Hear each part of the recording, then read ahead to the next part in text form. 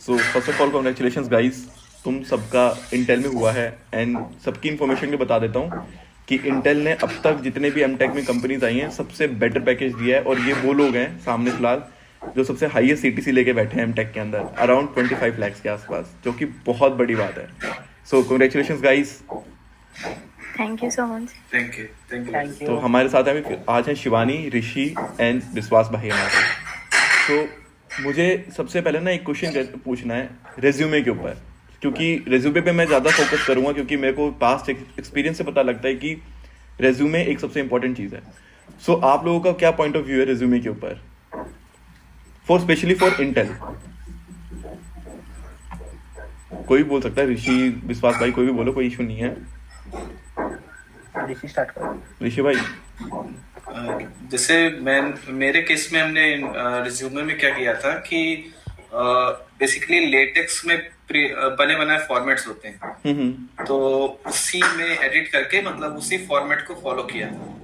अच्छा, मतलब जैसे ऑनलाइन जो फॉर्मेट अवेलेबल है उन्हीं को ही फॉर्मेट कर दिया। जैसे कि एक वेबसाइट है ओवरलीफ करके, तो उसमें क्या होता है कि मतलब लेटेक्स के थ्रू आपका रिज्यूमे क्रिएट हो जाता है। तो उसमें बस बना बनाया फॉर्मेट होता है, आपको अपनी डिटेल्स कमांड्स में जाकर फिल करनी होती है और उसको जनरेट करके आप एक नया पीडीएफ क्रिएट कर सकते हैं। तो एक बेटर वे में रिज्यूमे दिखता है आपको, दिखता है। अच्छा नहीं है आपका? मैंने तो जो ऑनलाइन अवेलेबल था वही फॉर्मेट यूज किया था। मतलब बेसिकली आप लोगों ने सुपरसेट का नहीं किया था, ऑनलाइन पे गए थे आप? Basically yes. और दूसरा, जब कंपनी आई थी तो ऐसी कोई रिक्वायरमेंट, मतलब हमें प्रोफाइल का नॉलेज था नहीं कि कौन सी प्रोफाइल के लिए बेसिकली कंपनी आई है। तो जो भी मेरी स्किल्स थी, जो भी मैंने प्रोजेक्ट्स किए हैं, वही सब मैंने मेंशन किया। ऐसा मैंने कोई एक्स्ट्रा मॉडिफिकेशन नहीं किया। ओके, विश्वास? एक्चुअली ये जो रिज्यूमे है, ये तुमने जैसे बताया, जो सबसे इम्पोर्टेंट चीज है इंटरव्यू के लिए, सबसे पहले स्टेप है। तो इसमें रिज्यूमे बनाने बाद एक बात सबसे पहले याद रखना चाहिए, तुम्हें जो चीज आता है तुमको बस वही ऑनेस्टली देना है। एग्जैक्टली। भी हो सकता है तुम्हारा जो दोस्त है वो 4-5 लैंग्वेज दे रहा है, लेकिन 4-5 लैंग्वेज तुम्हें पता है, लेकिन उसमें से तुम्हारा जो स्पेशलाइजेशन है वो शायद 1 या 2 है। तो वो बाकी लैंग्वेज को तुम स्किप भी कर सकते हो। ओके, मतलब दूसरों से इन्फ्लुएंस होके कुछ भी मत डालो, जो तुम्हें आता है बस वही डालो। एग्जैक्टली। मैंने जैसा, मेरा जो लैंग्वेज में 1 या 2 लैंग्वेज था, बट तुम्हें जो लैंग्वेज भी पता है वो तुम्हें अच्छे से पता होना चाहिए। Okay. That's it. And most of the product-based companies wants C and C++. C and C++. हाँ, Intel है थोड़ा हार्डवेयर बेस्ड जाते तो C, C++ फोकस करते हैं वो लोग। Yes, actually most of the companies wants that, because if you know C and C++ well, then you can learn any other language as well. हाँ, अगर तुम्हें एक पर्टिकुलर डेवलपमेंट में जाना है उस तरफ, जैसे मेरा ML और AI की तरफ है मेरा, तो मेरा पाइथन में चल जाता है। बट बेसिकली अगर तुम्हें सॉफ्टवेयर SDE की पोजीशन के लिए जाना है तो C, C++ अगर तुम्हें पता है तो मेरी ठीक है। एंड ऋषि, आप कुछ कह रहे थे भाई? मेरे केस में क्या था कि हमें केवल जैसे सी बेसिकली हम लोगों ने गेट में पढ़ी थी, और C++ हमने स्टार्ट किया था क्योंकि उसमें STL स्टैंडर्ड टेम्पलेट लाइब्रेरीज थी। अच्छा। इसके थ्रू हम कई जो इम्पोर्टेंट फंक्शंस हैं उसको हम लोग को अपने से इम्प्लीमेंट करने की जरूरत नहीं होती है, और उसको प्री डिफाइंड होती है, उसको हम एज इट इज यूज कर सकते हैं। इसलिए हमने C++ स्टार्ट किया था। तो इन दोनों लैंग्वेज में ही मेरी कमांड थी, सो हमने केवल इन्हें ही ऐड किया। और जो पाइथन भी मुझे आती थी, लेकिन इतना कॉन्फिडेंस नहीं था, तो हमने केवल उसी को ऐड किया जिसमें मुझे कॉन्फिडेंस। अच्छा, मतलब वही। और आप और रिज्यूमे में एक चीज और ऐड कर सकते हैं कि आपको मतलब आप एक ऑब्जेक्टिव भी ऐड कर सकते हैं कि आपको किस चीज में इंटरेस्ट है। अच्छा, पहले ही अपने दिमाग में डाल दो ये चीज कि मेरे को इस चीज में इंटरेस्ट है। हाँ, मेरे केस में क्या था कि हमने उनको मतलब ऐसा शो किया था कि बेसिकली मुझे ऑपरेटिंग सिस्टम रिलेटेड थिंग्स में इंटरेस्ट है, और मैं इसी में अपना एक अच्छा कैरियर बनने चाहता हूँ। अच्छा। तो कुछ ऐसा भी एक ऑब्जेक्टिव आप सेट कर सकते हैं, ये डिपेंड करता है आप पे। ठीक है, ये चीज है। और एक चीज जो बहुत मायने रखता है वो है तुमने जो प्रोजेक्ट वगैरह किया, क्योंकि जो इसके अलावा जो बाकी सारे इम्पोर्टेंट चीजें है रिज्यूमे में, तो वो मोरल सभी के सेम होता है। तो एक कंपनी तुमको किसके बेसिस पर आइडेंटिफाई करेगा ना, तो उसके लिए तुमने जो भी काम किया हो तो वो ढंग से मेंशन होना बहुत जरूरी है। एक प्रोजेक्ट का ओवरव्यू डिटेल में, ताकि लाइन पढ़ते ही समझ में आ जाए कि बंदे ने करा क्या एक्चुअली में। एग्जैक्टली तो काफी समय क्या होता है, तुम कोई ग्रुप प्रोजेक्ट पर काम कर रही हो तो उस ग्रुप प्रोजेक्ट का जो डिस्क्रिप्शन वो मोर और लेस 1-2 लाइंस में हो जाना चाहिए, और उसके बाद उस प्रोजेक्ट में तुम्हारा क्या रोल था, एग्जैक्ट रोल डिफाइन करना जरूरी है। तो तुमने उस प्रोजेक्ट में क्या कंट्रीब्यूशन किया, तो उसको अगर 1-2 लाइन में मेंशन हो जाए तो ये उसको समझने में बहुत आसानी होता है। ओके, क्योंकि वो एक प्रोजेक्ट ही ऐसा है जिसके बेसिस पर इंटरव्यूअर तुमको डिफाइन कर सके, अच्छा ये इसको ये कैपेबिलिटी है या ये नहीं। ये भी बहुत सही पॉइंट है। प्रोजेक्ट के ऊपर भी काफी बच्चे मिस कर जाते हैं, पूरी कहानी पैराग्राफ लिख देते हैं बट जो बेसिकली तुमने करा क्या, रोल क्या, वो भूल जाते हैं लिखना। एग्जैक्टली तो पॉइंट टू पॉइंट बहुत इंपॉर्टेंट है। ओके, बेसिकली वो चीजें ऐड मत करो जिसमें तुम्हें कॉन्फिडेंस नहीं है। मैंने भी लोग चीज़ notice लोग करी है। बहुत ज्यादा चीजें ऐड कर देते हैं, और जब इंटरव्यू क्वेश्चन करता है तो they are not able to answer. तो वही चीज ऐड करो जिसमें तुम्हें कॉन्फिडेंस है, हाँ कि हमें चीज बहुत अच्छे से आती है। हाँ, यही चीज मैंने नोटिस करा है कि रिज्यूमे में लोग सामने वाले को इम्प्रेस करने के लिए लिख बहुत कुछ देते हैं, बट जब सामने वाला क्वेश्चन पूछने आता है तब वो लोग बिखर जाते हैं कि ये क्या पूछ लिया, फिर एक तो नेगेटिव उससे नेगेटिव इमेज बन जाती है। हाँ, फिर वो क्वेश्चन पूछता भी नहीं आगे, चलो ठीक है भाई। हाँ, ठीक तो है। उन्हें लगता है कि जो भी चीजें फेक में भी मेंशन की हो कि ये अच्छा fake हमें ये mention भी किया। आता है, ये भी आता है। चलो ठीक है, ये चीज बहुत रिज्यूमे से रिलेटेड एक चीज और बताना चाहेंगे प्रोजेक्ट से रिलेटेड, कि अगर जैसे आपने एक प्रोजेक्ट बनाया, जैसे मेरे केस में क्या था कि हमें सी प्लस आती थी, लेकिन हमें उनको मेंशन भी करना था कि हमको मतलब हम कैसे सर्टिफाई करें, उनको कैसे बताएं कि हाँ हमें आता है। तो उसके लिए आप क्या कर सकते हैं कि अगर आपके पास एक प्रोजेक्ट है जो सी या सी प्लस प्लस रिलेटेड है, तो आप उसको भी मेंशन कर दीजिए उसमें। अच्छा, ऐसा कर मेरे सकते हैं केस में क्या, कि गिटहब पे अपलोड करके उसका एक लिंक भी शेयर कर दो रिज्यूमे के अंदर। यस वही उसी पार्ट पे आ रहे थे अच्छा, कि अच्छा, आपको एक लिंक जरूर, अगर आपका पास प्रोजेक्ट है और आप उसका लिंक मेंशन कर सकते हैं, तो एक बहुत बड़ा प्लस पॉइंट होता है कि जिससे जो इंटरव्यूअर है वो डायरेक्ट आपसे पूछने की जरूरत नहीं पड़ेगी, उसको डायरेक्ट वो चेक कर सकता है कि आपको मतलब एक बेसिक नॉलेज है इस लैंग्वेज की। तो ये बड़ा इस चीज को आप एक अच्छे तरीके से यूज कर सकते हैं। चलो ये चीज है। अब आते हैं सेकंड चीज के ऊपर, हमारा रिज्यूमे बन गया, अब आते हैं कोडिंग पार्ट पे, क्योंकि हमने तो रिज्यूमे दिखा दिया, अब कुछ कोडिंग की प्रैक्टिस भी हमें करनी होगी। तो आप लोगों ने बेसिकली कोडिंग की प्रैक्टिस कहाँ से करी, कैसे करी, क्या प्रिपेयर किया, क्या आपके थॉट था दिमाग में प्रिपेयर करते हुए? शिवानी, आप शुरू करेंगे? मैंने जो प्रिपरेशन की वो गीक्स और गीक्स से ही की है, क्योंकि वहाँ पे आपको टॉपिक वाइज हर एक टॉपिक से रिलेटेड क्वेश्चंस मिलते हैं। आप टॉपिक बाय टॉपिक अपने डाउट्स क्लियर करके वहाँ पे प्रैक्टिस कर सकते हो। तो मेरा तो वही था main. Geeks for Geeks. Yes. Rishi भाई? और मेरे केस में क्या था कि मतलब जब हमें स्टार्ट में पता चला था कि कंपनीज आने वाली हैं, तो उस बीच हम लोग ने एक ग्रुप फॉर्म किया था। उसमें मतलब कुछ 1-2 लोग से स्टार्ट किया था, 2-3 लोग से, जिससे कि हम लोग एक मोमेंटम में रह सकते हैं, मतलब कि जैसे जो हमारा प्रैक्टिस कंटिन्यू चले, जिससे कि आगे हम मतलब जो बेसिक चीज, एटलीस्ट बेसिक चीज हमें कवर हो जाए। Okay. तो हम लोग ने बेसिकली स्टार्ट किया था गिग्स फॉर गिग्स का एक सेल्फ लेस्ड कोर्स था, उसके थ्रू स्टार्ट किया था। वो क्यों स्टार्ट किया था, क्योंकि उसका रीजन ये था कि उसमें एक सेपरेट ट्रैक्स बने थे। जैसे सपोज आपके पास एक एरे है, एरे टॉपिक आपने उसको कवर कर लिया, अब एरे टॉपिक से रिलेटेड क्वेश्चंस कहाँ से ढूंढे, उसमें भी टाइम वेस्ट होता है। तो एक ट्रैक के थ्रू आपको पता होता है कि हाँ ये क्वेश्चंस है, कंपनी से पूछे गए हैं, तो उसके अकॉर्डिंग आप एक आपके मन में एक इमेज क्रिएट हो जाती है कि अच्छा ये क्वेश्चन बहुत इंपॉर्टेंट है, इसको हमें पहले सॉल्व करना। इस टाइप से आपको जब क्वेश्चन सॉल्व करते जाते हैं तो आपकी प्रैक्टिस होती जाती है और एक कॉन्फिडेंस भी बिल्ड होता है। दूसरी चीज, सपोज आपके पास कोई कंपनी, मतलब लाइक मेरे केस में क्या था कि इंटेल जब आई थी तो हमें ये आइडिया नहीं था कि कंपनी में क्या क्या क्वेश्चन पूछे जाएंगे। Okay. तो उस केस में आप क्या कर सकते हैं कि जा करके आप गिग्स फॉर गिग्स एक बहुत बढ़िया प्लेटफॉर्म है, उस पे आप इंटरव्यू वगैरह सर्च करके इंटेल के कि हाँ मतलब इस इंटरव्यू में किस किस टाइप के क्वेश्चन पूछे जाते हैं, तो जाके आप वहां पे चेक कर सकते हैं और उसके अकॉर्डिंग अपने प्रिपरेशन को चेंज कर सकते हैं, फिर मॉडिफाई कर सकते हैं। So basically Geeks for Geeks एक बहुत इंपॉर्टेंट रोल प्ले कर रहा है स्टूडेंट्स की लाइफ में फिलहाल। एंड विश्वास भाई, आप? देखो, ऋषि एंड शिवानी ने जो कहा, I am totally agree with them because Geeks for Geeks या लीड कोड ऐसा प्लेटफॉर्म है जहाँ पर तुम जो एक कंपनी का पास्ट में क्या किस टाइप का इंटरव्यू लिया है, किस टाइप का कोडिंग क्वेश्चन लिया है, तो उसे पूरा अंडरस्टैंडिंग हो जाता है, तो उसके हिसाब से प्रिपरेशन लेना बहुत इजी हो जाता है। लेकिन इसके साथ साथ हमको ये भी समझना चाहिए जे हमारा जो कोडिंग प्रैक्टिस है ये एक्चुअली दो टाइप में डिवाइड होता है, क्योंकि फर्स्ट में तुम्हें कोडिंग आता है या नहीं, तो ये तुमको क्या कैसे डिफाइन होगा, तुमने जो प्रोजेक्ट्स वगैरह किया है, तुमने जो प्रोजेक्ट्स वगैरह किया है ये तुमको डिफाइन करता है, अच्छा तुम्हें कोडिंग वगैरह लिखना आता है या नहीं, या फिर कैसे आता है। और दूसरा है क्या, तुम्हें जो कोडिंग वगैरह सीखा है उसके हिसाब से तुम कैसे एक जो रियल लाइफ प्रॉब्लम से, ठीक है, डिफरेंट टाइप्स ऑफ प्रॉब्लम से उसको कैसे सॉल्व करो, तो इसके लिए आता है analytical abilities to solve this problem.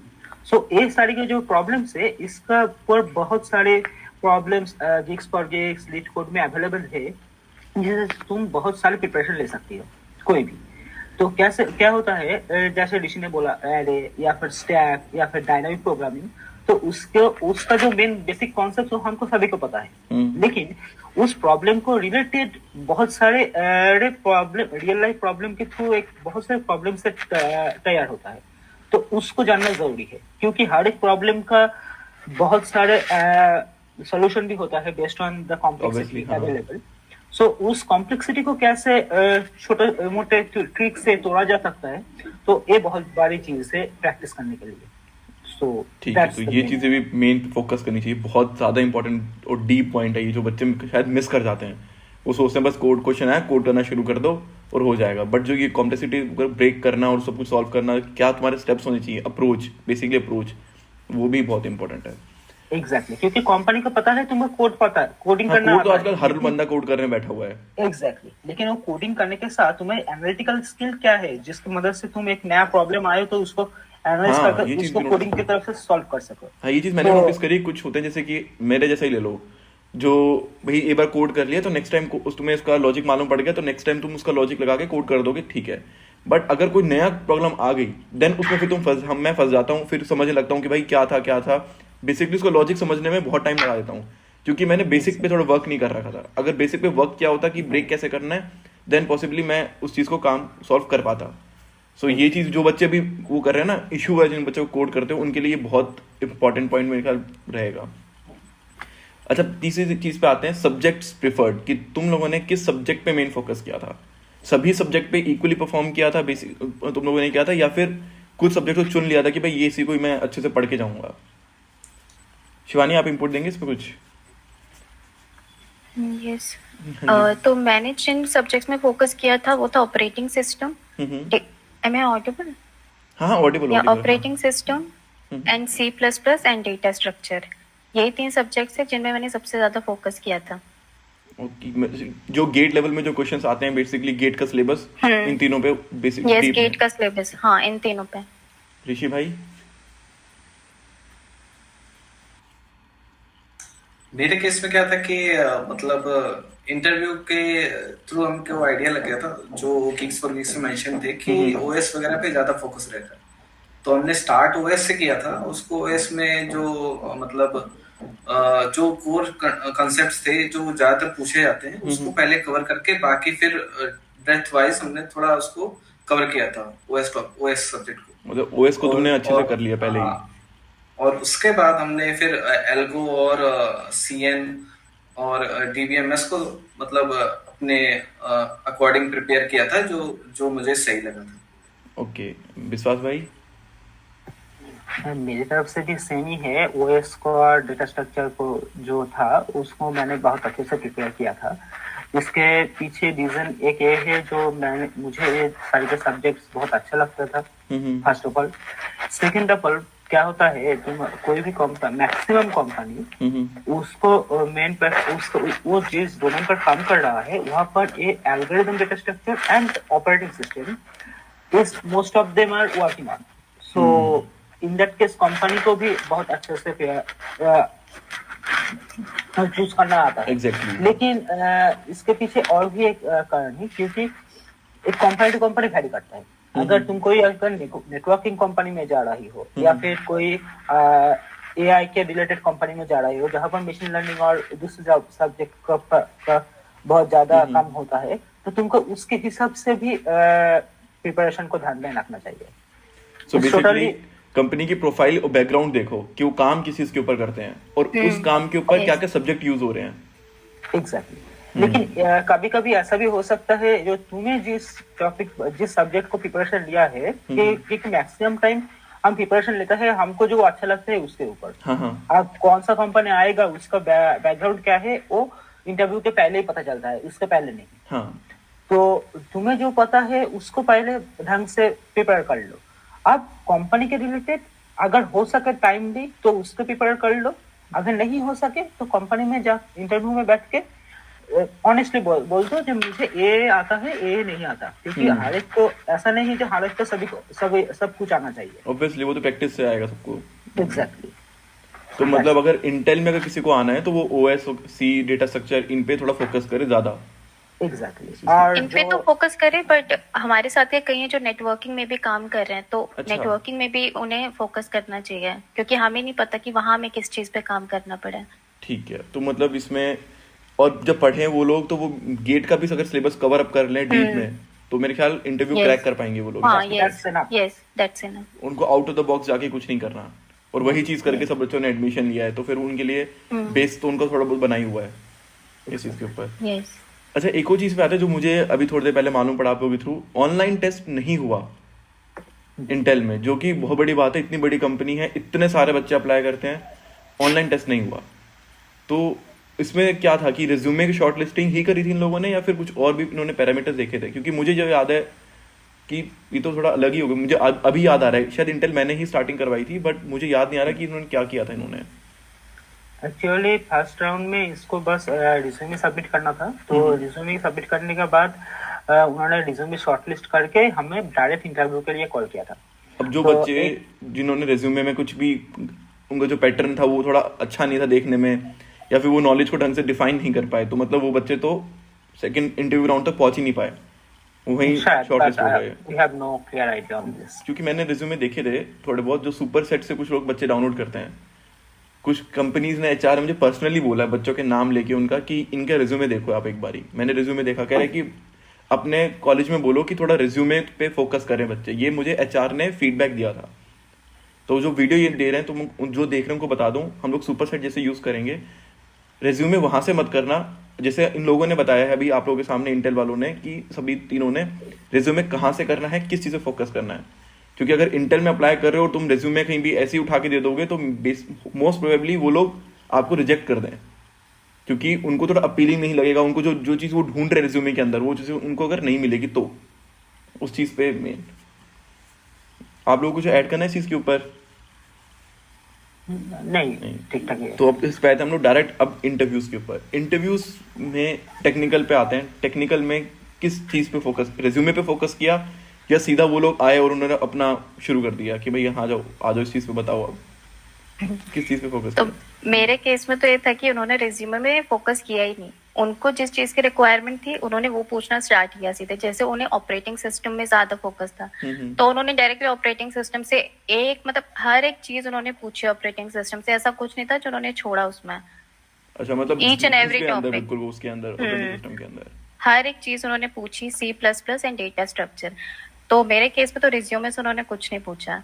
तो प्रोजेक्ट मतलब उनके जो पूछा उन्होंने बस ये पूछा, हाँ ओवरव्यू दे दीजिए कि आपने किस प्रोजेक्ट में काम किया और क्या किस किस लैंग्वेजेस में आपने काम किया। लेकिन उनका मेन फोकस था जो उनके रिक्वायरमेंट है, जैसे ऑपरेटिंग सिस्टम का नॉलेज होना चाहिए अच्छा, C++, डेटा स्ट्रक्चर, ये बस।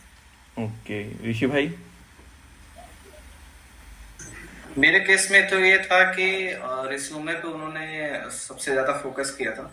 स्टार्ट करते ही मतलब जैसे कि पहले हमने मेंशन किया था कि जैसे मेरे केस में क्या था कि हमने C और C++ के लिए एक उसमें प्रोजेक्ट ऐड किया था। तो मेरे केस में जैसे हम लोग ने सब लोग एक TLB सिमुलेशन करके कॉन्सेप्ट पढ़ा है, TLB का कॉन्सेप्ट पढ़ा है। तो उससे रिलेटेड हमने एक प्रोग्राम बनाया हुआ था, तो उसको हमने ऐड किया हुआ था।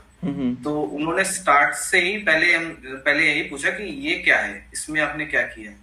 तो उसको हमने पूरा उनको अच्छे से एक्सप्लेन किया, फिर बताया कि मतलब मेरा मेन मोटिव क्या था इसको बनाने के लिए।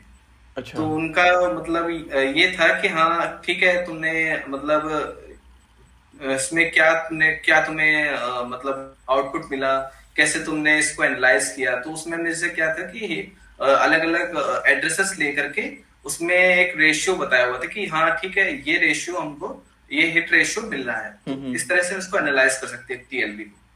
तो उसके थ्रू मेरा स्टार्ट हुआ था। और फिर एक दो चीजें थी, जैसे हमने वहां पे एक जगह आईआईटी कानपुर में वो किया हुआ था, क्या कहते हैं, समर स्कूल किया हुआ था। तो उनका स्पेसिफिकली ये क्वेश्चन था कि ठीक है आपने किया है, लेकिन वहां सीखा क्या, क्या क्या चीजें पढ़ी थी। अच्छा। तो उससे रिलेटेड उन्होंने क्वेश्चन किया कि हाँ ठीक है आपने ये पढ़ा ठीक है। फिर उसके बाद फिर सीधे जंप किया कि हाँ ठीक है आप सी और सी प्लस प्लस में क्या क्या जानते हो। फिर वहां से मेरा इंटरव्यू स्टार्ट हुआ। अच्छा, रिज्यूमे में अगर तुम उसमें थोड़ा बहुत भी ऊपर नीचे हो जाता है एक्सप्लेन करने पे, तो हाँ। उसमें भी फिर वो रिजेक्शन के चांसेस हाँ। हो जाते हैं।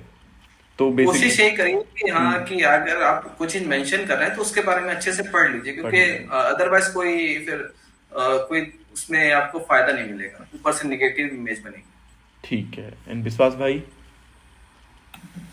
एक्चुअली मेरा जो इंटरव्यू था वो पहले मेरा जो रिज्यूमे में प्रोजेक्ट्स वगैरह मेंशन था, तो उसके ऊपर थोड़ा बहुत क्वेश्चन किया था कि क्या किया, किस सब काम वगैरह किया। उसके ऊपर थोड़ा बहुत क्वेश्चन के बाद मैंने हमको सी सी प्लस प्लस में एक प्रॉब्लम दे दिया था एल्गोरिथम के ऊपर। तो उस प्रॉब्लम को सॉल्व करते करते तुम ऐसा नहीं जो प्रॉब्लम दे दिया और तो तुम बैठे रहो, क्योंकि उस प्रॉब्लम को हेल्प करने में तुमको मदद भी करेगा। अच्छा, वो थोड़ा बहुत हिंट देता रहेगा साथ साथ। ऑफ कोर्स अगर तुम गलत ट्रैक पे चल रही हो तो तुम जो एनालाइज करने में, तो तुमको हेल्प भी करेगा। अगर किसी पोजीशन में तुमको अटक गया तो तुम उससे सर डिस्कस भी कर सकते हो, क्योंकि ऐसा नहीं जो सारे के सारे क्वेश्चन का आंसर तुम्हें सही ही देना पड़ेगा। हाँ एग्जैक्टली, तुम फिर तो फायदा नहीं, कुछ ऐसा तो कुछ होता नहीं। तो मतलब वो लोग इंटरेक्टिव रखते हैं उस चीज को भी। Exactly, interactive, so that they can understand your thought process, your analysis. So तुम कैसे एक प्रॉब्लम को सॉल्यूशन करने के लिए अप्रोच कर रही हो, क्योंकि हर एक प्रॉब्लम का जो सॉल्यूशन वो निकल भी सकता है, नहीं भी निकल सकता। So that's the main thing. But तुम किस डायरेक्शन में सोच रहे हो, कैसे सोच रहे हो, वो लोग जज कर लेते हैं वो चीज, वो लोग। एग्जैक्टली। एंड कभी कभी ऐसा ही होता है, तुम्हें थॉट प्रोसेस ठीक ठाक है, लेकिन तुम्हें जो अल्टीमेटली जो रिजल्ट आ रहा है वो गलत है। It doesn't matter sometimes. अच्छा हाँ, देखो जिस हम ऑफिस में जाते हैं, उन्होंने हमें एक टास्क दे दिया करने के लिए। जरूरी नहीं कि वो टास्क बिना बग के, बिना किसी इशू के और करेक्ट आउटपुट के साथ हर बार आएगा। तो वहां पर उन्होंने ये चीज नोटिस करी, अगर ये टीम में आता है, इसका थॉट प्रोसेस क्या रहेगा। अगर कोई बोटलनेक सिचुएशन आती है, तो अगर हम इसको इनपुट दें कि भैया इसको ऐसे नहीं, ऐसे करके चेक करो, फिर ये अपने कहाँ पे थॉट प्रोसेस लेके जाता है और कहाँ पे ये कितना सुनता है और कितना टीम के साथ काम करता है। तो इन्होंने इस चीज में पूरा ये इवेल्युएट कर लिया आप लोगों को। एग्जैक्टली। एंड शिवानी, ऋषि, आप लोगों को कोड दिया था इन लोगों ने लिखने के लिए या सिर्फ वर्बल क्वेश्चंस? मेरे में तो क्वेश्चन थे, वर्बल क्वेश्चंस थे, लॉजिकल क्वेश्चंस कुछ उन्होंने C++ से पूछे, ऑपरेटिंग सिस्टम से तो उन्होंने हर एक चीज पूछी, C++ से थोड़ा logical question, virtual function, polymorphism से कि इसका रिटर्न टाइप क्या होगा। अच्छा, क्रॉस क्वेश्चनिंग करेंगे जो भी आप आंसर करोगे। हाँ, तो उसमें सही आंसर करना जरूरी है। अगर गलत आंसर दिया तो क्रॉस क्वेश्चन कर करके घुमाते रहेंगे। हाँ बिल्कुल।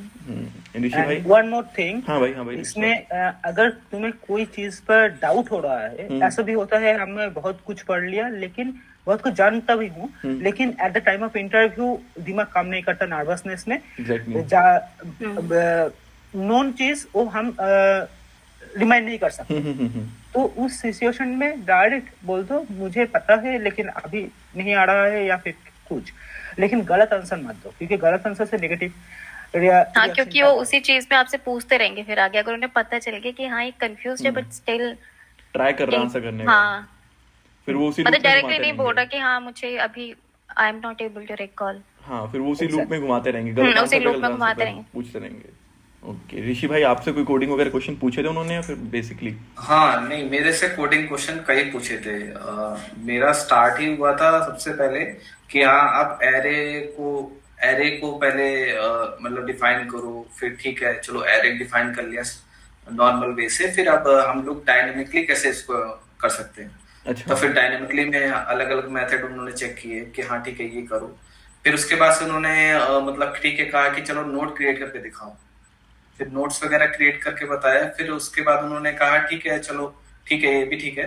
फिर उसके बाद उन्होंने एक प्रोग्राम दिया था जिसमें हमें जो स्ट्रिंग होती है तो स्ट्रिंग में चेक करना था कि ये पैलिंड्रोम है कि नहीं, और एक शायद रिवर्सल का भी प्रोग्राम था। तो वहां से मेरा इंटरव्यू इसमें स्टार्ट हुआ था। फिर और भी क्वेश्चन थे जैसे लिंक लिस्ट वगैरह का था। तो उसमें लिंक लिस्ट में उन्होंने मतलब हमें कहा था कि ये एक लिंक लिस्ट है, इसका इंटरसेक्शन पॉइंट बताना है। अच्छा। तो हाँ, तो उस केस में क्या था कि जैसे ये प्रॉब्लम था तो हमने इसको पहले से सॉल्व कर रखा था, लेकिन उस टाइम पे मतलब बिल्कुल माइंड में नहीं था, लेकिन हाँ अप्रोच पता थी कि क्या है। तो हमने बेसिकली यही किया था कि जो हमें अप्रोच पता है तो उसको अकॉर्डिंग हम कोड लिखते जा रहे थे कि हाँ ठीक है हम, और बेसिकली हम सूडो कोड लिखते हैं, कोड नहीं लिखते हैं। अच्छा। सूडो कोड, हाँ सूडो कोड के इन द सेंस कि सपोज करिए कि आपको एक लिंक लिस्ट की लेंथ चाहिए, तो आप ये नहीं करेंगे, प्रोग्राम उसके बारे में नहीं है, केवल लिंक लिस्ट के लेंथ के बारे में नहीं है, प्रोग्राम अलग है। जैसे मेरे केस में जैसे इंटरसेक्शन पॉइंट निकालना है, तो आप इसमें टाइम वेस्ट ना करिए कि आप उसको लिंक लिस्ट की लेंथ निकाल के दिखा रहे हैं। तो आप वहां पे एज्यूम कर सकते हैं कि ठीक है ये एक फंक्शन है जो एक लिंक लिस्ट की लेंथ फाइंड आउट करेगा। वो कैसे करेगा उसको आप थ्योरेटिकली समझा सकते हैं कि हाँ ठीक है एक इसमें एक पॉइंटर लेकर के और हम इसको ट्रैवर्स करते जाएंगे, जहां तक ये नल मिलेगा वहां तक जो काउंट मिलेगा उसको रिटर्न कर लेंगे इस फंक्शन में।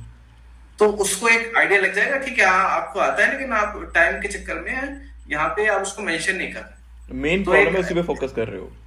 हाँ, जो मेन प्रॉब्लम है उस पर फोकस कर रहे हैं। और कोशिश करिए कि कोड जो है अपना जो सूडो कोड है उसको मॉड्यूलर करिए। मॉड्यूलर करने का रीजन ये है कि अगर वो आपको हेल्प करेगा। अगर आप मॉड्यूलर नहीं करेंगे, उसी कोड में अगर बढ़ाते चले जाएंगे तो आपको कहीं पे सपोज आपको कोई एरर आती है तो आप पूरा आप फर्स्ट लाइन से लेकर लास्ट लाइन तक पूरा चेक करना पड़ेगा कि हाँ ठीक है कहाँ पे दिक्कत हो गई। ठीक है, तो कोशिश करिए मॉड्यूलर रखने के लिए। तो मेरे केस में जैसे क्या था कि इंटरसेक्शन फाइंड आउट करना था, मुझे अप्रोच पता थी और हम पूरा कोड ऑलमोस्ट लिख भी लिया था, लेकिन एक जगह जहाँ पे पॉइंट, एक जगह जहाँ पे हमको रिटर्न करना था कि ये इंटरसेक्शन है नहीं है, वहां पे मेरा कोड गलत हो रहा था। अच्छा। तो वो हमको एक हिंट दे रहे थे कि ठीक है आप यहाँ पे ये आपका कोड गलत है, ये गलत दे रहा है।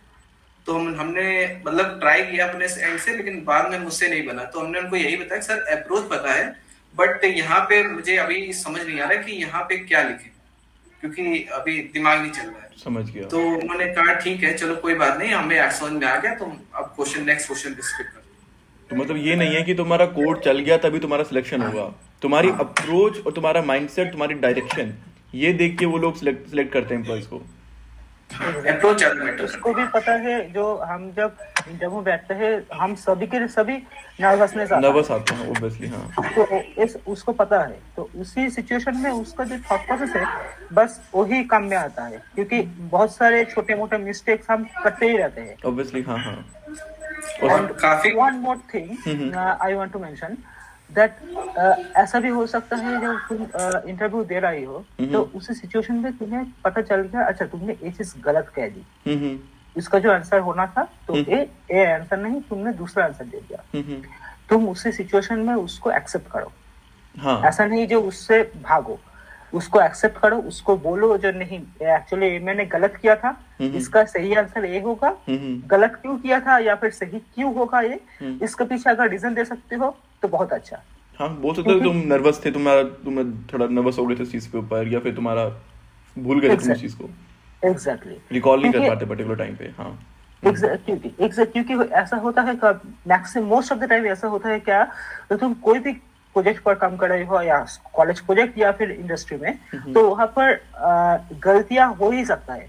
हाँ, देखो गलती सबसे होती है। हाँ, गलतियां हो ही सकता है, लेकिन उस गलती को एक्सेप्ट करके उसको सॉल्यूशन कैसे निकल दियो, यही मेन चीज है। That's the important thing. अब आते हैं एक और चीज पे, एचआर इंटरव्यूज। कुछ बच्चे डर जाते हैं एचआर इंटरव्यूज के टाइम पे, मैंने नोटिस किया है। थोड़ा नर्वसनेस और इंक्रीज हो जाती है कि वो, क्योंकि टेक्निकल में तुम्हें पता है कि वो लोग तुमसे सब्जेक्ट्स पे पूछने वाले हैं। एचआर का तुम्हें नहीं पता एचआर क्या कुछ भी पूछ सकता है। तो एचआर में आप लोगों के साथ ऐसा कुछ हुआ था या वो बेसिकली बस आप 1-to-1 इंटरेक्शन था एचआर वाला? एक्चुअली हम सभी को बस एक ही राउंड का एक इंटरव्यू round। था। अच्छा, आप लोग एचआर भी नहीं हुआ? नहीं। यार भाई साहब, ये तो अलग ही सिस्टम चल रहा है इंटर में। हाँ, मेरे हम लोग के केस में यही था बेसिकली। उन्होंने उसी टेक्निकल इंटरव्यू के अराउंड जज किया था कि आप एक सुटेबल कैंडिडेट हैं कि नहीं है। बस उन्होंने ये तो मतलब इन द सेंस कि सपोज आपको एक क्वेश्चन आता है और तो उसको अच्छे से एक्सप्लेन कर पा रहे हैं, और एक क्वेश्चन अगर आपको नहीं आता है तो उसको क्लियरली बोलना कि ठीक है हमको ये नहीं आता, हम एक्सेप्ट कर रहे हैं इस चीज के लिए। लाइक मेरे केस में भी एक तो क्वेश्चन थे जो मुझको बिल्कुल मतलब हमने पहले पढ़े हुए थे लेकिन उस समय आइडिया नहीं क्लिक नहीं हुए। अच्छा। तो उन्होंने क्लियरली बोल दिया कि ठीक है हमें ये क्वेश्चन नहीं आता है, और तो उन्होंने एक दो बार हिंट देने की कोशिश की। हमने उस वे में थोड़ा बहुत सोचने की ट्राई किया, थोड़ा बताया भी, बट क्लियरली हम उनको नहीं बता पाए। तो उनको ये आइडिया था कि ठीक है इसको नहीं आता, इसने पहले बोल दिया। तो आप उसी जो आता है उसको क्लियरली बताएं, और जो नहीं आता उसको मेंशन करें ठीक है हमको ये नहीं आता। Thank you. इस चीज़ के ऊपर बहुत ज़्यादा मुझे लगता है बच्चों को हेल्प करने मिलने वाली है इंटेल के लिए, क्योंकि ऑनलाइन टेस्ट नहीं है तो वो एप्टीट्यूड पे फोकस थोड़ा हटा के थोड़ा टाइम के लिए इंटेल में अपने सब्जेक्ट्स पे मेन फोकस कर पाएंगे वो चीज़। उनका मेन फोकस सब्जेक्ट्स में ही रहता है कि इन्हें कितनी नॉलेज है अपने सब्जेक्ट्स की। क्योंकि कुछ बच्चे जैसे कि एप्टीट्यूड की तरफ फोकस करने लग जाते हैं कि फर्स्ट राउंड एप्टीट्यूड होगा, अगर वो नहीं हुआ तो टेक्निकल पहुंच नहीं पाएंगे। तो बच्चों के पास काफ़ी अच्छा टाइम है यहाँ पे अपना टेक्निकल सब्जेक्ट्स को स्ट्रॉन्ग करने का। और एचआर का भी नहीं है कि जो किसी को नर्वसनेस हो कि वहाँ अनएक्सपेक्टेड क्वेश्चन आने वाला है, वो चीज़ भी अच्छी। अब एक सबसे लास्ट पे आते हैं कोडिंग के लिए, कोडिंग क्वेश्चन के लिए एक चीज और बोलना चाहेंगे। ठीक है, जैसे कोडिंग राउंड होता है तो हम उसको एक एक चीज मतलब हमें क्या होता है कि हमें एक क्वेश्चन दिया गया, हमको बस कोड करना है, बाकी इससे मतलब नहीं कैसे आया। ठीक है, लेकिन यहाँ पे क्या होता है इंटरव्यू राउंड में आपको, अगर आप जैसे सपोज ने क्वेश्चन दिया, आप ये कर रहे हैं कि ठीक है आपने पूरा लिखते जा रहे हैं और फिर उसको बाद में उसको कह रहे हैं ठीक है सर हो गया, आप चेक कर। तो ये बहुत गलत वे है। आप क्या करें कि सपोज करिए कि आपको एक क्वेश्चन दिया गया है तो आप उसको लाइन बाय लाइन एक्सप्लेन करें। क्यों? क्योंकि अगर आप कोडिंग करने में ही रह जाएंगे और जितना टाइम वो आप ले रहे हैं उसको लिखने के लिए उतने टाइम तक इंटरव्यू क्या करे, तो इंटरेक्टिव नहीं बचता सेशन, इंटरेक्टिव उसका रहता है। हाँ, क्योंकि अगर क्वेश्चन लिख लेंगे फिर बाद में वो समझेगा, वो फिर आपसे क्वेश्चन करेगा, फिर आप उसको एक्सप्लेन करोगे, आपके लिए भी दिक्कत उसके लिए भी दिक्कत, और इसमें आपके चांसेस कम हो सकते हैं। तो आप एक अच्छा क्या कर सकते हैं कि आप क्या करिए, जब क्वेश्चन स्टार्ट करिए तो एक एक चीज को एक्सप्लेन करते हुए चलिए कि लाइक हम क्या सोच रहे हैं, मेरे माइंड में क्या चल रहा है।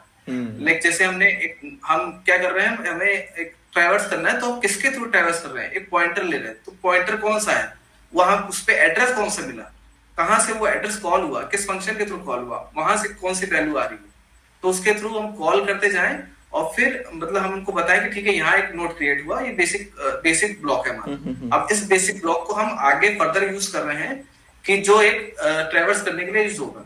तो अगर आप पूरा एक्सप्लेन करते हुए चलेंगे तो वो एक, अगर बीच में कहीं गलत भी होगा तो वो आपको एक इनपुट दे देगा, ठीक है कि हाँ यहाँ पे आप गलत हो रहे हो कि यहाँ पे आपको नल मिल सकता है, तो वहीं आप तुरंत करेक्ट करके और आपकी एक नेगेटिव इमेज भी क्रिएट नहीं होगी।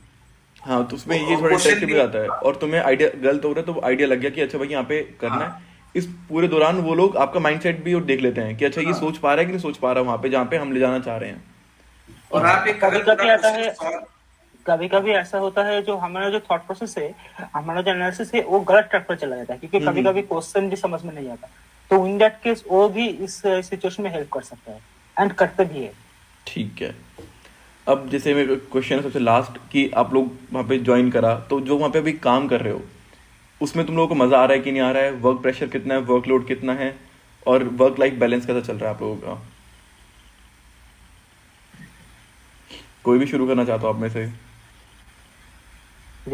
ऋषि भाई बताओ भाई। अगर मैं अपने से स्टार्ट करूं तो देखिए लोड तो रहता है।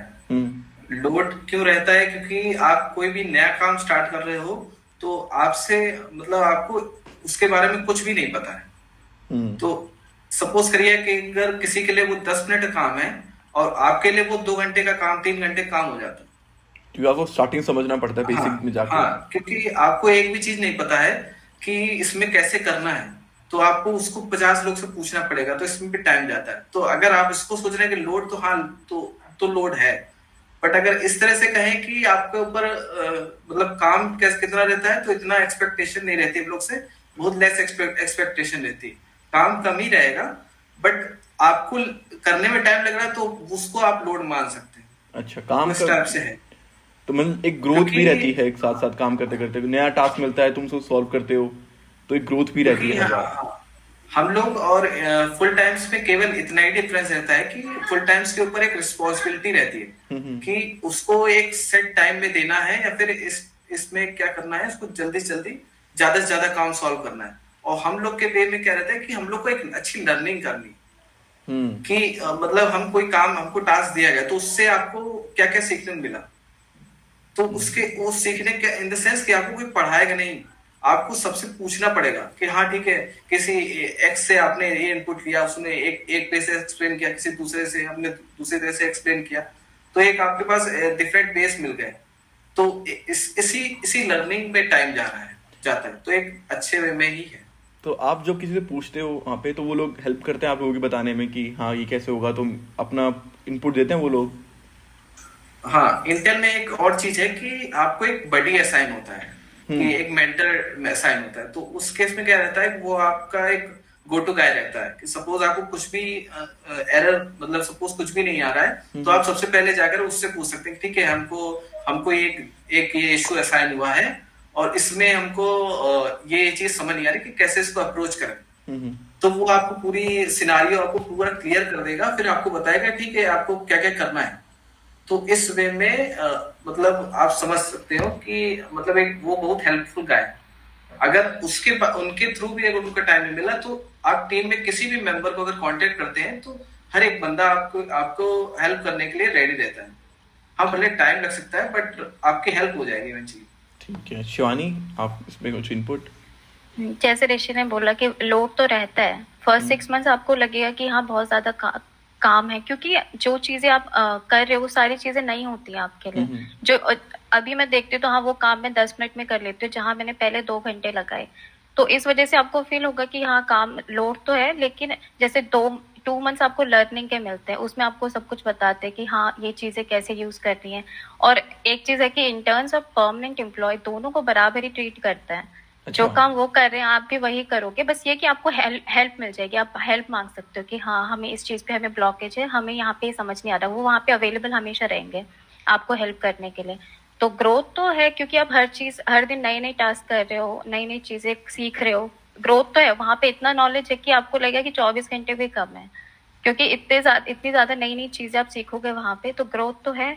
और बाकी लोड तो शायद फर्स्ट 6 मंथ से लगता है, उसके बाद आप यूज्ड हो जाते हो अच्छा ये का, क्योंकि आपको पता चल जाता है कि काम हो कैसे रहा है। स्टार्टिंग में तो मुझे लगता है कि लोगों से इंटरेक्ट करने में टाइम लगता है कि यार इसे पूछूं कि नहीं पूछूं, थोड़ा हेजिटेशन रहती है, तो वहां पे भी टाइम का लॉस होता है, मुझे ऐसा लगता है स्टार्टिंग में। तो लेकिन वही सबसे ज्यादा हाँ वही सबसे ज्यादा इम्पोर्टेंट है कि इंटरेक्टिव रहना चाहिए हमें टीम के साथ। अच्छा, जितना हम अच्छे से इंटरेक्टिव रहेंगे, उतना हमें जल्दी हेल्प मिलेगी, उतना वो लोग हमें जानेंगे, उतना वो हेल्प करेंगे सही से, उतना ही पीछे करने के चांसेस बढ़ जाते हैं कि भाई बंदा अगर हम मेहनत कर रहा है। हमें कहीं पे डाउट है तो फिर वो हमारे ही लॉस है। हाँ वो तो लॉस है। एंड इसी अगर तुम्हारा टीम से अगर इंटरेक्शन भी ज्यादा अच्छे से हो गया है, उसको दिख रहा है मेहनत कर रहा है बंदा, हाँ बिल्कुल, तो जो रिव्यूज आते हैं वो भी काफी पॉजिटिव जाते हैं, क्योंकि टीम से रिव्यूज जाते हैं कि कौन कैसा काम कर रहा है। अगर कोई क्वेश्चंस पूछ रहा है, कहीं पे डाउट है, तो हाँ उन्हें लगेगा कि हाँ ये एटलीस्ट कोशिश कर रहा है। हाँ, ये अगर कुछ लोग सोचते हैं क्वेश्चन पूछा तो मेरी नेगेटिव इमेज जाएगी, मुझे लगता है तुम क्वेश्चन पूछ रहे हो इसकी पॉजिटिव इमेज जाएगी, क्योंकि वो इवन आपको स्मॉल सा डाउट भी है, सिली सा भी है, फिर भी पूछो कि हाँ हमें यहाँ पे प्रॉब्लम हो रही है। उस बंदे को लगेगा कि सामने वाले को एटलीस्ट बंदा ट्राई कर रहा है, कोशिश कर रहा है, पढ़ रहा है, तभी इसको डाउट्स आ रहे हैं, तभी आ रहे हैं। अगर आप पूछोगे नहीं, उन्हें लगेगा कि इसे डाउट्स भी आ रहे हैं, इसके लिए पूछ नहीं रहा है। हाँ। एंड विश्वास भाई? मैं कॉम्प्लीटली एग्री करूंगा शिबानी से। एक्चुअली इंटेल का जो वर्क कल्चर है उसमें सबसे बड़ी बात क्या है, एवरीवन इज लर्नर। सो क्या होता है, कोई भी तुम तो कोई कुछ भी डाउट आए तो तुम किसी से भी पूछ सकती हो, and everyone is always ready to help. But sometimes कोई टाइमिंग का इशू हो जाता है तो दूसरी बात है। बट लेकिन जो वर्क एनवायरनमेंट है तो उसके सबसे बड़ी चीज क्या है, तुम सीखो। हम हर रोज कुछ ना कुछ नया सीखते हैं, हर रोज। और सबसे बड़ी बात क्या है, हम जब सीखते हैं, हम जब वो सीखने के ऊपर काम करते हैं तो बहुत सारे मिस्टेक्स होता है। और जो हमारा जो वर्क कल्चर है इसमें मिस्टेक हुआ कोई बड़ी बात नहीं, वो मिस्टेक को समझो, कहाँ पर एक्चुअल प्रॉब्लम हुआ उसको सॉल्व करो। जब तुमने सॉल्व कर लिया तो उस प्रॉब्लम का तुम्हें पॉजिटिव नेगेटिव हर एक साइड को पता होगा। तो इन दैट केस इन फ्यूचर तुम दूसरों को गाइड कर सकते हो। और दूसरा, अगर तुम्हें सेम टास्क मिले, तुम्हें पता है कि तुम्हें क्या अप्रोच नहीं लगानी एंड किस तरफ तुम्हें जाना है। एग्जैक्टली। तो हमारे इंटर में हम गलती करने से नहीं डरते। हाँ, गलती करो, सीखो बस। एग्जैक्टली। तो हमारा जो मेन अप्रोच होता है, हम सीखने के लिए आया हूँ। और हम एक काम करते करते हम जो पहले क्या होता है, 5 to 10 मिनट्स का काम हमको 3-4 घंटे भी लग जाता था। लेकिन ऐसा नहीं जो टाइमिंग क्यों इतना लग रहा है, इट डजंट मैटर। तुम वो 3-4 घंटे इन्वेस्ट करो, लेकिन उस 3-4 घंटे में जो सीखा है उसको इन फ्यूचर काम पे लगाओ। ये मोस्ट इम्पोर्टेंट चीज होता है। ठीक है। तो मुझे लगता है इस इंटरव्यू के बाद काफ़ी बच्चों का, जो अभी स्टार्टिंग में जा रहे हैं, अभी कुछ ट्राई कर रहे हैं, बहुत कुछ क्लियर होने वाला है उनके लिए। कि कुछ लोग जो हेजिटेशन रहती है कि इंटेल जाने के बाद क्या होने वाला है, वो भी खत्म हो जाएगी बिल्कुल इस चीज़ के बाद। एग्जैक्टली। तो thank you so much guys यार इस चीज़ के लिए। सबसे ज्यादा इम्पोर्टेंट क्या होता है, मैंने कई लोगों को देखा, जैसे उन्हें कोई टास्क मिलता है, अगर वो नहीं कर पाते तो प्रॉपरली कन्वे नहीं कर पाते कि उन्होंने क्या चीज ट्राई की, उसके लिए उन्होंने क्या क्या इनपुट्स दिए, क्या क्या एफर्ट्स लगाए, वो डायरेक्टली बोल देते कि हाँ ये चीज we are not able to solve it. तो ये सबसे ज्यादा नेगेटिव चीज होती है। आप किसी भी चीज, कोई भी टास्क आपको मिल रहा है तो उसे अच्छे से कन्वे करो कि हमने ये चीजें अपने एफर्ट्स पुट किए, हमने ये चीजें ट्राई की, still we are not able to do it. तो उसे एक पॉजिटिव इमेज बनती है कि हाँ इस बंदे ने इतना ट्राई किया, इतने एफर्ट्स डाले, still they are not able to do it. तो वो वहाँ पे आपकी हेल्प करते हैं। अगर आप डायरेक्टली बोल दोगे कि हाँ हमसे नहीं हुआ, तो वो कहाँ पे हेल्प करेंगे, उन्हें पता ही नहीं आपने क्या क्या चीजें ट्राई की, कहाँ तक पहुंचे हो, क्या अप्रोच लगाई, कहाँ तक पहुंचे। तो ये बहुत इंपॉर्टेंट है, अपने कन्वे करना चीजों को। तो कन्वे, कुछ लोग अच्छे से कन्वे कर पाते, कुछ लोग नहीं कर पाते। तो ये चीज अगर कोई, मतलब कोई भी इंटेल में इंटर्नशिप करेगा तो यही मैं बोलूंगी कि अपने कन्वेइंग थिंग वो सबसे ज्यादा अच्छी रखो, कि आप कैसे कन्वे कर रहे हो अपनी चीजों को। ठीक है। सो thank you so much guys, आप लोगों ने बहुत अच्छा इनपुट दिया है। एंड ये मुझे लगता है काफ़ी अच्छा सेशन जाना चाहिए बाकी बच्चों के लिए जो अप्रोच अभी जो जा रहे हैं इंटेल के लिए। So thank you so much guys यार, bye bye. Thank you. Thank